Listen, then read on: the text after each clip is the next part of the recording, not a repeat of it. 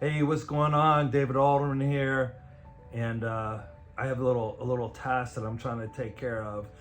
Recently, I hired a marketing coach because, believe it or not, I actually want to sell more art, and he said that, hey, you're going to have a reel that tells people who you are, especially if you're selling it online. They don't get to meet you, so people want to know what you're about. And a couple other people said, hey, you need a professional like reel, like a commercial. And I was thinking, oh, this would be great. I'll get me a drone and I'll go out driving my Jeep out in the mountains and go out the beach, play some Frisbee or something. But, I was thinking maybe I want to be more authentic. Everything I've done in my whole life has been my way. It doesn't mean it's the right way, but I think I'd rather just try to pull this off and be my authentic self. And if I embarrass myself or whatever, however it turns out, I'm just gonna let that roll because that's the way I've always done it, and that's the way I do it now. So it's the way I do my art. I'm really, I didn't go to art school, and I don't do it.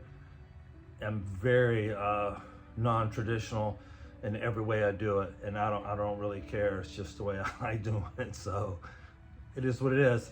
So I'm going to try to answer some questions that are frequently asked to me, and maybe it'll make sense. Maybe you'll get to know me better.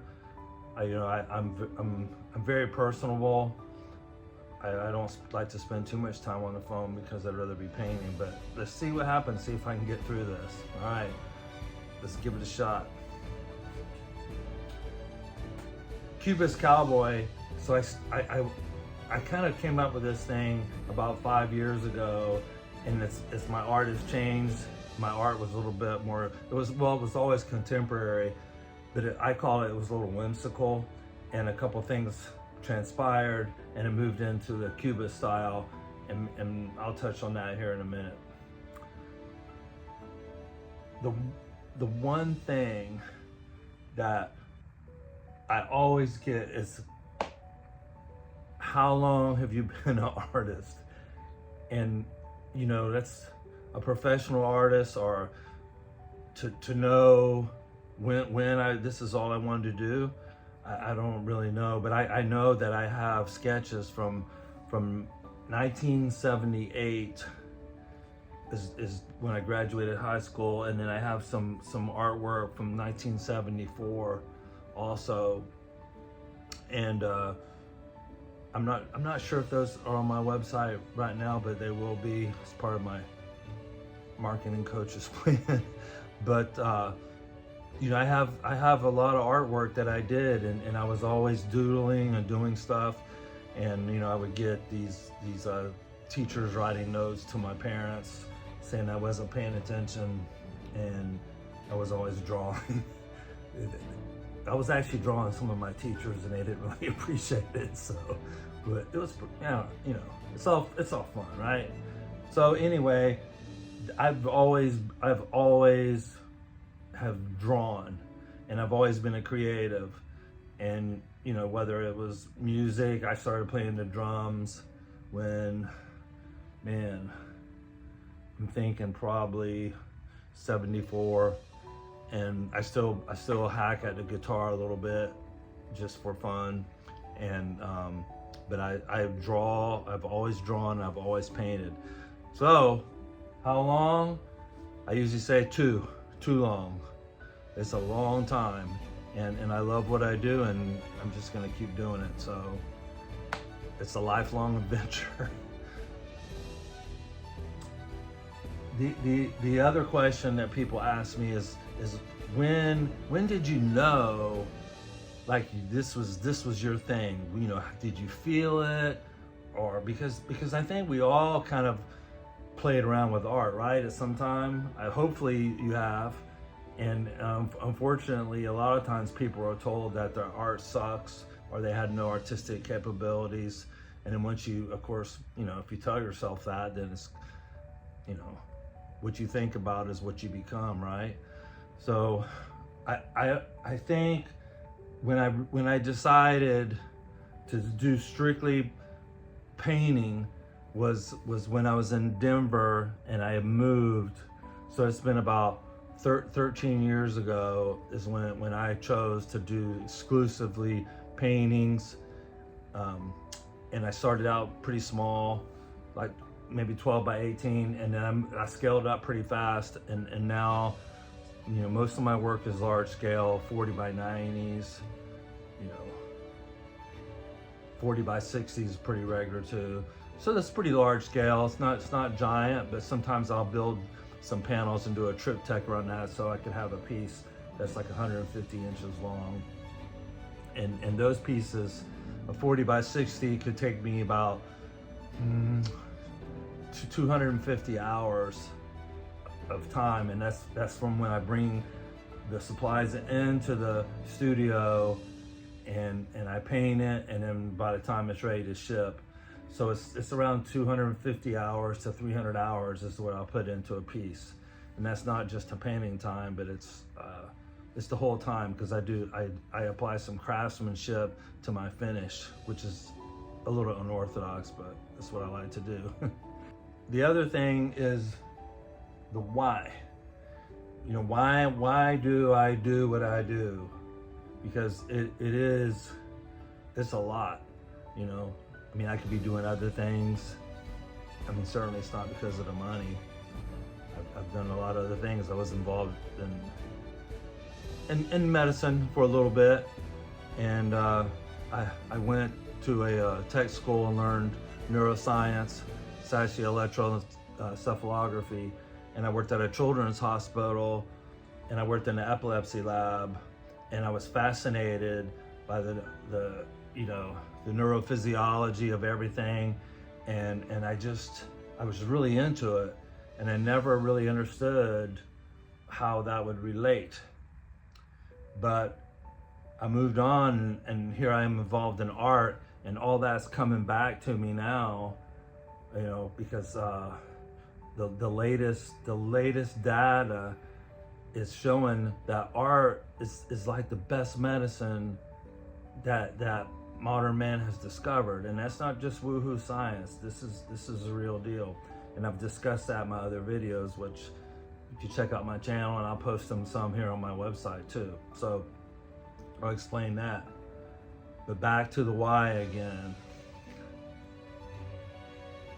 The ability for me to visualize something and put it on a two-dimensional platform and effectively make people feel better. Because, you know, at first I was like, well, that just sounds like some metaphysical things that weren't science-based, you know, and I just kind of played it off. And people say, you know, oh, sure, art, you know, we've always liked art, we have museums and stuff, but it was something special that I could see when I put a piece in a home, that people that really liked my art were really happy about having it in their home, and it changed their lives. And I was like, there's something to that. And I did a lot of research, and, you know, I found out that, hey, this is something that happens, and there's a science called neuroaesthetics, and that science studies what art does to the brain and body just by looking at it, and it's really, really unbelievable. So I mean, it's like I'm able to create a legacy that goes on somebody's wall, and it helps them. It's like, I'm not a physician, and I'm certainly not a pharmacist or anything like that, but I can create something and it changes the way their body functions, and it's healing. And that to me just was just mind-blowing as I started learning this, you know, about 8 years ago. And now it's kind of mainstream, especially with the book Your Brain on Art, and you've heard me talk about that on my other videos if you've listened to them. But, you know, Ivy, the VP of product Google, and Susan Magnuson is she runs the Brain Institute at Johns Hopkins, and that book is just full of data, and they say that art is is the biggest medical discovery in modern medicine. So, if you read it, maybe you can consume it. I consume a lot of information. I believe in what I do.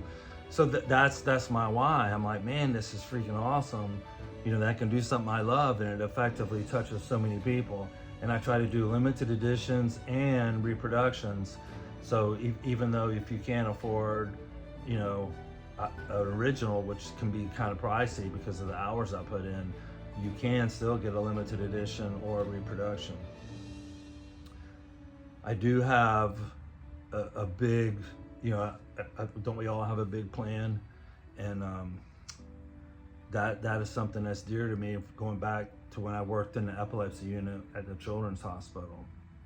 It was really some strange things, medicine in the hospital, people don't come to the hospital for vacation, they're sick, and they're coming to be healed and fixed and helped. So it's really, for me, I'm empathic, so I could feel everything, and the children, if I wasn't busy, I'd go up to the oncology floor, and then I got to work in the preemies. We did these brainstem auditory evoked potentials on preemies to test their hearing, to see if they could hear. If they couldn't hear, then they would have to do a medical intervention, because if they don't hear during that time, then they will never be able to hear later. So it was an important test, but I'd have like little peanuts, and the nurses would say like, wow, when you put those little babies in your hands, they just like fall asleep. But anyway, and all of those children, a lot of those children didn't have a family that would, not everybody can deal with having a child that's really difficult with all this medical stuff going on, and so I just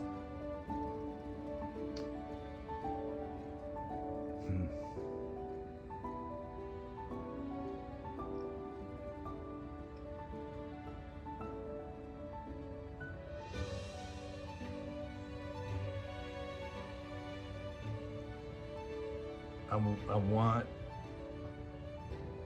to be financially more successful, because I want to, and I've done a couple classes, and I make the line art, and I take it and I let the children color with it, and it changes their mood, and it heals them, and I've seen it happen.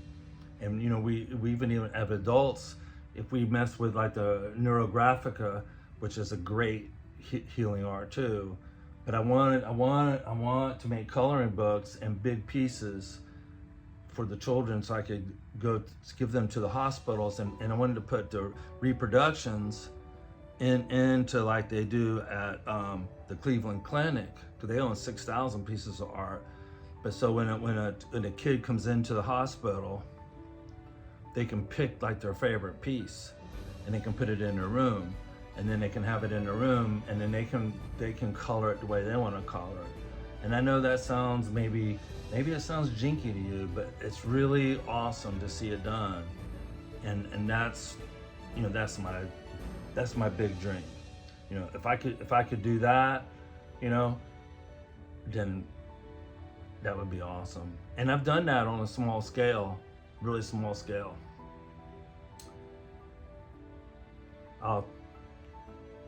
Another little thing.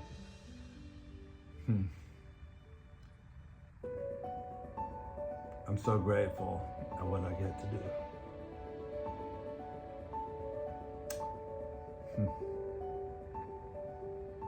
Made a lot of mistakes, but I chose art, so that's what I'm gonna do.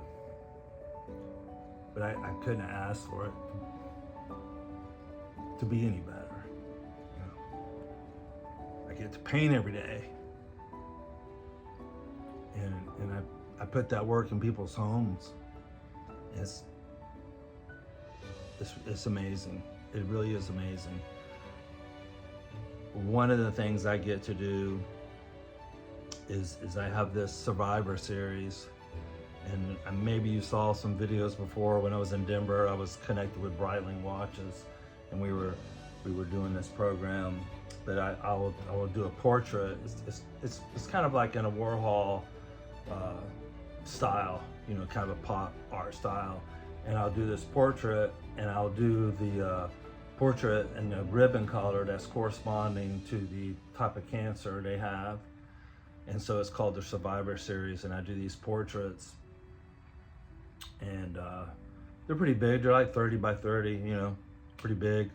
And I just do them for you know, it sounds like I'm trying to say I'm not selfish, but I'm really am selfish, because I use that for inspiration, because if they, you know, they have to maintain their home and their job and their family, no matter what their diagnosis is.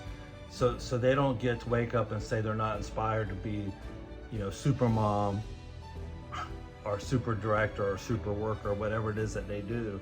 They just do that continually. So me as an artist, I don't wake up in the morning thinking, hey, I'm not inspired this morning, so I'm just gonna go watch a YouTube video, cat videos, or ride around in my Jeep on the beach all day. You know, it's time to get to work. And so anyway, the survivors really mean a lot to me. So there's a lot of whys, and you know, there's probably going to be some more that come up, and I guess the people will say, what was the thing that, what's the key thing? And the key thing is I just keep saying yes. So I still have a lot of energy. I'm very fortunate for that, and I'm going to keep saying yes. I'm going to keep painting. So check it out. I'd be glad to connect with you. I'd be glad to, you know, grab a designer, come to your home, spend some time with you, and make a statement piece for you. That's kind of like my go-to. Anyways, that was kind of long. I hope this works. If it doesn't, I'm just gonna go get a drone and hire a professional, which I know a killer professional. And you know who you are. So anyway, peace out. Thanks for putting up with me, and we'll talk later.